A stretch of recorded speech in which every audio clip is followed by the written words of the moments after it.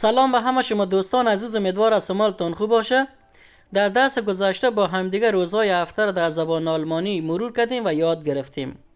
در این درس قرار است روزهای هفته را همراه حروف اضافیش یاد بگیریم که چی معنا میدهد.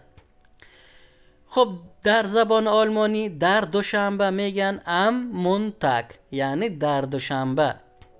ام دینستاگ یعنی در سه شنبه. ام میتوخ یعنی در چهارشنبه. ام دونرستاگ در پنجشنبه. ام فغیتاگ در جمعه. ام زامستاگ در شنبه. ام زونتاگ در یک شنبه. در درس قبلی مقایسه مهم هم خواندیم که دوشنبه اسم است، آرتیکل داره که میگه دیا مونتاگ. اما اگر بگویم در روز دوشنبه میگیم ام مونتاگ. مونتاگس یعنی دوشنبه ها، آرتیکل ندارد که در درس بعدی یک سری حروف است که اونا رو با هم دیگه یاد میگیریم.